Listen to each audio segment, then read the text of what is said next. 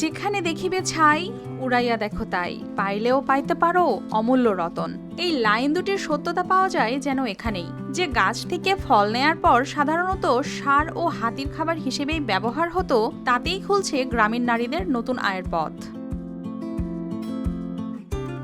গোপালগঞ্জের কোটালীপাড়ায় স্থানীয় কিছু নারীরা ফেলে দেয়া কলা গাছ থেকে ধাপে ধাপে তৈরি করছেন ব্যবহারযোগ্য কাঁচামাল, যা দিয়ে পরবর্তীতে তৈরি হচ্ছে দড়ি, ফুলদানি ও বিভিন্ন শৌখিন পণ্য। তবে এই কাজটি খুব জটিল নয়, কিন্তু প্রয়োজন সময় আর যত্ন। প্রথমে কলা গাছ সংগ্রহ করে তা কয়েক ধাপে রোদে শুকিয়ে সেটি বাজারে বিক্রি হয় প্রতি কেজি 40 থেকে 50 টাকায়।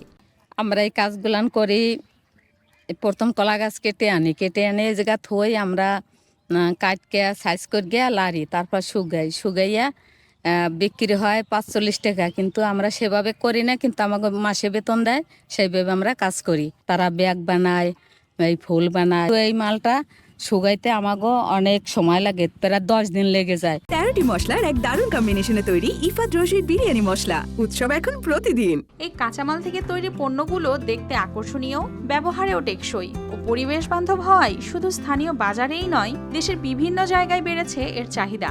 বর্তমানে এই কাজের সাথে যুক্ত হয়েছেন প্রায় 20 জন নারী, যারা যাতায়াত ও খরচ সহ প্রতি মাসে আয় করছেন প্রায় 9,000 টাকা।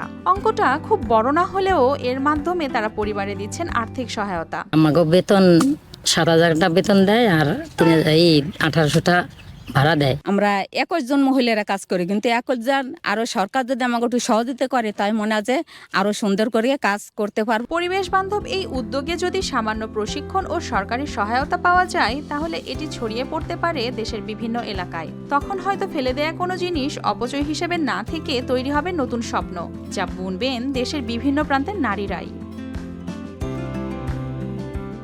News desk, RTV।